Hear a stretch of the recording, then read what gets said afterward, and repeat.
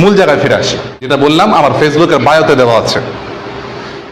আমি মনে করি যথেষ্ট আপনার জন্য এই আয়াতটুকু, আমি মনে করি আপনার হেদায়েতের জন্য যথেষ্ট এই আয়াতটুকু। কেন কেন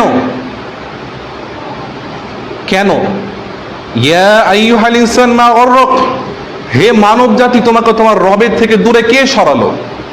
তোমার রবের থেকে দূরে কে সরালো? কি এমন জিনিস তোমাকে ভোগ বিলাসের মধ্যে দিয়ে ফেললো? আমি মনে করি একটাবার চিন্তা করে দেখেন যে আল্লাহ বলছেন কি এমন জিনিস তোমাকে তোমার রব থেকে দূরে সরালো। যদি এই আয়াতের উপর ফিকির করেন, এই আয়াতের মোরাকাবা করেন, এই আয়াতের উপর ফিকির করেন, বেশ করে চলে, তাহলে আর কোনো আয়াতের হয়তো প্রয়োজন পড়বে না যদি আপনি আয়াতটুকু অন্তরে গেঁথে নেন। সুবহানাল্লাহ, যদি আয়াতটুকু অন্তরে গেঁথে নেন। আবারও বলছি, ইয়া আইয়ুহাল ইনসান, হে মানব জাতি, তোমাকে কেমন কি কোন জিনিসটা তোমার রব থেকে দূরে সরালো?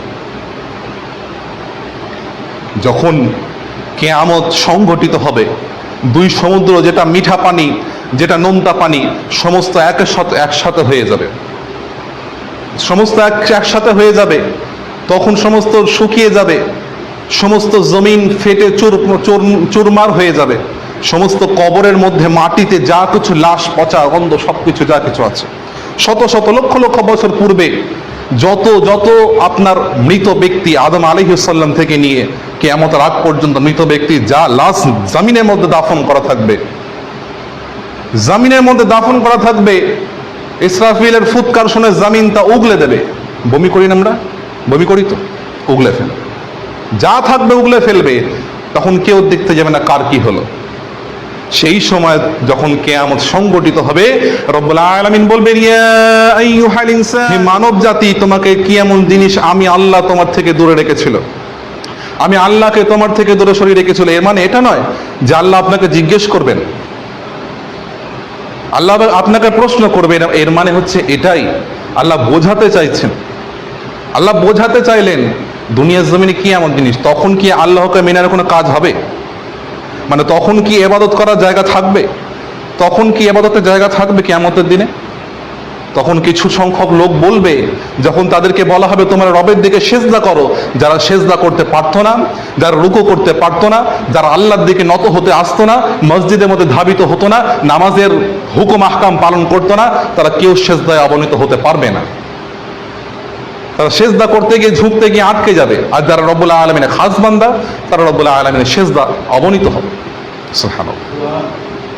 তাহলে কিয়ামতের দিন রব্বুল আলামিন বলবে কি এমন জিনিস? আমরা বলি কি এমন জিনিস? আমাদের সংসারের দায়িত্ব, আমাদের পড়াশোনার চাপ, আমাদের মেন্টাল স্ট্রেস, মানসিক চাপ, আমাদের শারীরিক চাপ, আমাদের বিবি বাচ্চা, আব্বা আম্মা, সংসার, ধনসম্পত্তি, বাড়ি গাড়ি, এইগুলোই তো, এছাড়া তো কিচ্ছু নয়। এইগুলোই, এর বাইরে কিচ্ছু নেই। কিছু মানুষকে বলা, যখনই বলা হয় যে আপনি নামাজের দিকে আসেন, আপনি ইবাদতের দিকে আসেন, তখন আমরা একটাই বাহানা করি যে কাজ। ওই যে একটা গজল ছিল না, যে কাজকে বলো নামাজ আছে, নামাজকে বলো না কাজ আছে। একটা বাচ্চা ছেলের গজল, খুব সুন্দর গজলে, শুনতে পারেন, কাজে দেবে। এই হচ্ছে বিষয়। মানুষকে যখনই বলা হয় আল্লাহর ইবাদত করো, আল্লাহর ইবাদত করো, আল্লাহর জিকির করো, আল্লাহর স্মরণ করো, তখন সে বাহানা দেয়। কিন্তু রব্বুল আলামিন তবুও জানিয়ে দিচ্ছেন, বান্দা তুমি তো গুনাহগার, আমি জানি তুমি দুনিয়ার জমিন থেকে গুনাহগার হবে, তুমি গুনাহ করবে। আল্লাহ পাক কি জানেন না? আল্লাহ পাক জানতেন, সেই জন্য আয়াতখানা নাজিল করেছেন। আয়াতখানা নাজিল হয় তখনই যখন একটা মূর্খ জাহেল নবী সাল্লাল্লাহু আলাইহি ওয়াসাল্লামের প্রতি আঘাত করে, নাউজুবিল্লাহ, আঘাত করে, এবং তৎক্ষণাৎ সে হাসতে থাকে, আনন্দ উপভোগ করতে থাকে যে সবসময় আযাব নাজিল হচ্ছে অনেকের কাছে। নবীর প্রতি কোনো অত্যাচার করলে, কোনো রকম বিরুদ্ধাচরণ করলে নবীর আযাব নাজিল হচ্ছে, কিন্তু আমি করলাম, আমার উপর আযাব নাজিল হলো না। সে আনন্দ ফুর্তি করতে থাকে। তখন রব্বুল আলামিন এই আয়াতখানা নাজিল করেন, ইয়া আইয়ুহাল ইনসান, তোমার রব থেকে কে দূরে রাখলো? রব থেকে দূরে থাকা মানে নবী থেকেও দূরে থাকা, কি না? তাই তো নাকি? রব থেকে দূরে থাকা মানে নবী থেকেও দূরে থাকা, রাসূল থেকে দূরে থাকা, সুন্নাহ থেকেও দূরে থাকা, তামাম হুকুম আহকাম থেকে দূরে থাকা। তখন এই আয়াতখানা নাজিল হয়। তখন বান্দারা যখন কিয়ামতের দিন উঠবে, তখন তারা বলবে যে আপনার ইবাদত, তখন আল্লাহ পাক যখন বলবেন কি এমন জিনিস তোমাকে দূরে করলো, তখন সেই বান্দাগুলো বলতে থাকবে। তখন সেই বান্দাগুলো যখন তাদের দুনিয়ার জমিনের সমস্ত কর্মকাণ্ড বাস্তবায়িত করতে বলা হয়েছিল আল্লাহর হুকুম হাকামগুলোকে, তখন তারা করতে চায়নি। যখন তাদের গলায় নিঃশ্বাস আটকাচ্ছে অর্থাৎ বৃদ্ধ বয়স হয়ে গেছে, যাবে মোড়ো মোড়ো অবস্থা, তখন তারা দান সদকা করতে উৎসাহী হচ্ছে। তার আগে করতো না, আল্লাহর ইবাদত করতে উৎসাহী হচ্ছে, কিন্তু তখন করে তাদের কোনো লাভ আছে কি? লাভ নাই। এটাই আল্লাহ পাক রব্বুল আলামিন বলছে।